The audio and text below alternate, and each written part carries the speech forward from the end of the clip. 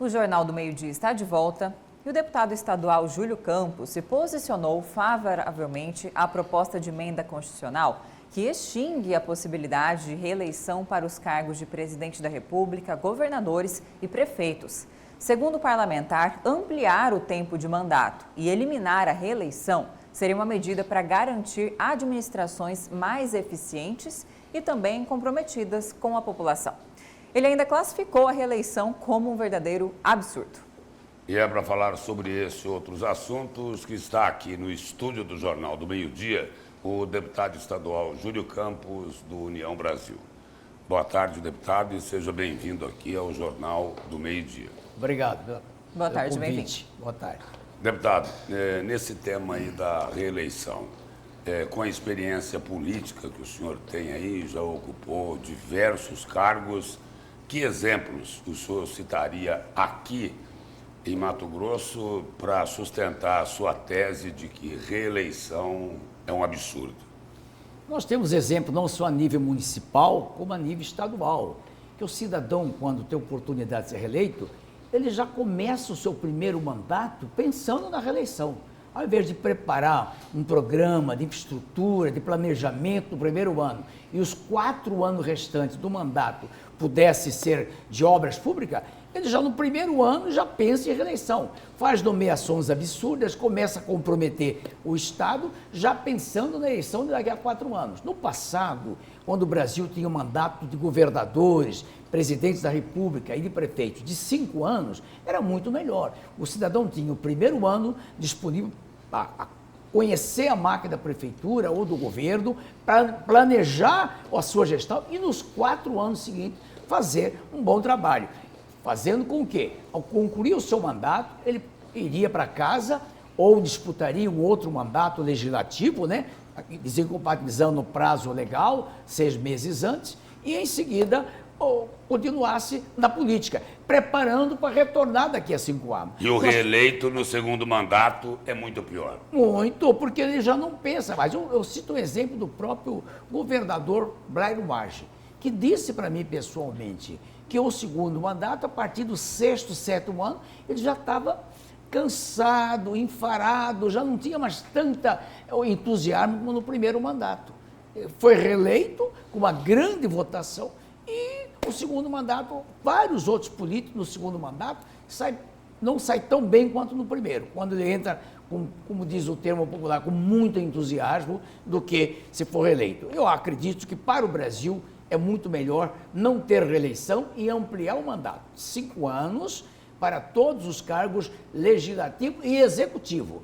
Também não pode ficar mais mandato de senador de 8 anos. Como é nos Estados Unidos, o mandato de senador coincide com o mandato dos governadores, né? Quer dizer, então, por que não aqui no Brasil adotar isso? Mas será difícil, né, deputado, cortarem na própria carne, porque é menos tempo no poder. Eu acho que se o Congresso quisesse realmente ser prestigiado pela sociedade brasileira, tem que fazer isso a curto prazo.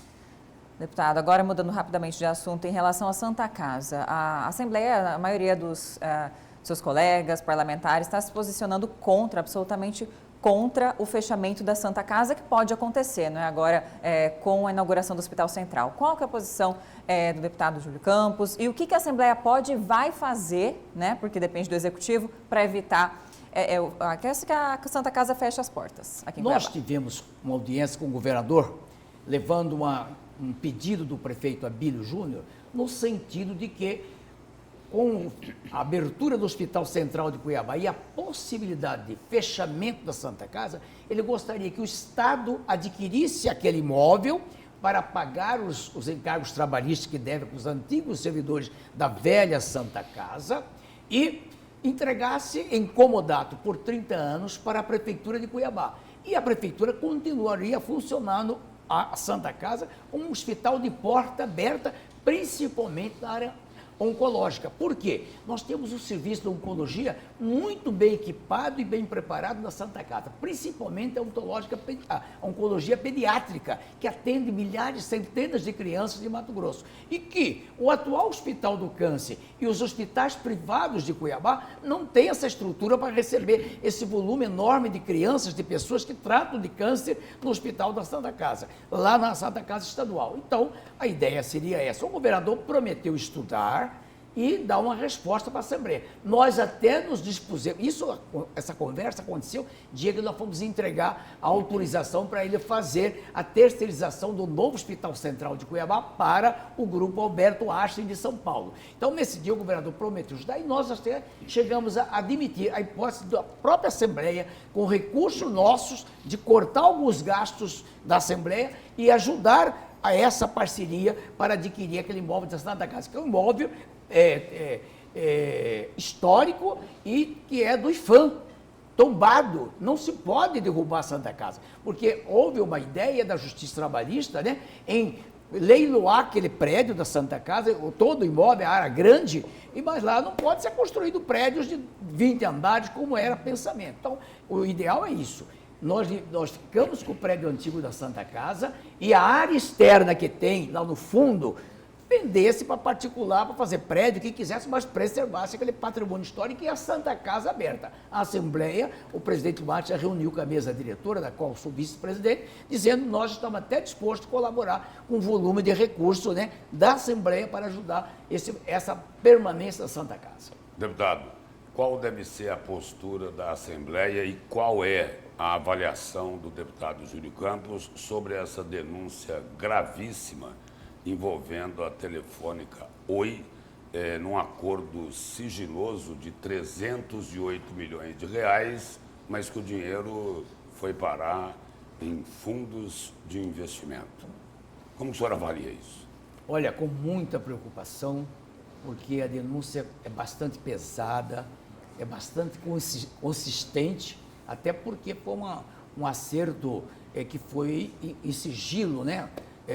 Foi sigiloso, feito com a autorização da Procuradoria-Geral do Estado e que a deputada Janaína Riva fez uma denúncia oficial na tribuna da Assembleia, com documentos e também comunicando que iria dar entrega desses documentos junto à Procuradoria, ao Procurador-Geral de Justiça de Mato Grosso, ao Tribunal de Contas e também à Polícia Federal e ao Ministério Público Federal.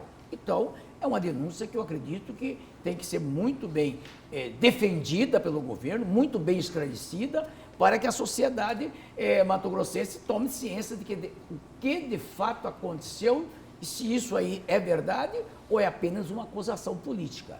A gente preocupa porque pode também a Assembleia, mediante uma denúncia concreta dessa, ter que abrir uma comissão para investigar. Mas eu estou confiante nas palavras que o deputado Fábio Garcia, chefe da Casa Civil, falou conosco quando eu telefonei mostrando a nossa preocupação, de que pode ficar tranquilo, que foi tudo corretamente aplicado, que não tem nenhum problema de corrupção nessa denúncia. Deus queira que realmente esse é o pensamento nosso, principalmente nós da bancada do governo, que defendemos o governo a tão distante daquela casa.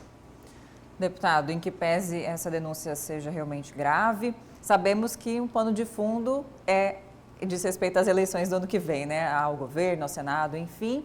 E como fica, né? Como está a situação do senhor no partido, né? As articulações, essa fusão, né, com o PP? O senhor deve permanecer? Sabemos que o governador Mauro Mendes apoia, né, um certo candidato, que o seu grupo teria, né, o senador Jaime Campos como, aparentemente, né, até o momento, também o candidato ao governo do estado. Então, interesses antagônicos. Como que está a situação? Olha, houve agora em Brasília, dias atrás, uma formação de uma frente entre União Brasil e o Partido Popular, o PP, tornando-se, a partir de agora, União Progressista, né? Isso é uma fusão desses dois partidos em nível de federação. Diferente do PSDB, que está indo com o Podemos fazendo fusão, vai acabar um dos partidos. Nós vamos continuar os dois partidos existindo. Agora, a preocupação maior que nós estamos tendo é com relação à formatação de uma chapa forte para disputar o poder legislativo, Assembleia Legislativa, Câmara dos Deputados, Senado Federal e até mesmo a eleição de governador, que até hoje o nosso partido está parado. Não agiu nada, os outros partidos estão movimentando, filiando, caçando novos candidatos, renovando. No interior nós estamos ainda muito parados. A preocupação minha, do deputado Botelho, do deputado Sebastião Rezende e do próprio deputado Evaldo da Bosca é por essa paralisia que está havendo. O nosso pensamento é que devemos movimentar urgente o nosso partido. Não teve aquela reunião prevista, até agora o governador Mauro Mendes não convocou, que ele é o presidente, não convocou uma reunião concreta da executiva e dos membros do partido para começarmos a formatar essa nova união que houve, né, entre Progressista e União Brasil. Nós continuamos batendo na tecla que a União Brasil tem a candidatura própria para governador do Estado, para senador da República e para deputados federais e estaduais. Até porque temos nomes fortes para disputar. Para o governo do Estado, nós temos o senador Jaime Campos, que já colocou seu nome à disposição e está pontuando muito bem nas pesquisas. Toda e qualquer pesquisa, mesmo não sendo tão bem elaborada, já está com 15%, 16% da avaliação favorável para ser candidato. Temos o governador Mauro Mendes, que tem interesse, talvez, em disputar o Senado, que é um nome também muito forte. E temos também preparar uma chapa de federal e estadual. Agora, não pode ficar parado do jeito que está. Senador, só para encerrar aí, o senhor falou que Jaime Campos, candidato ao governo. E aí, o que o governador Mauro Mendes faria com Otaviano Pivetta? O Otaviano Pivetta, vocês da imprensa têm que entender que ele não é do nosso partido.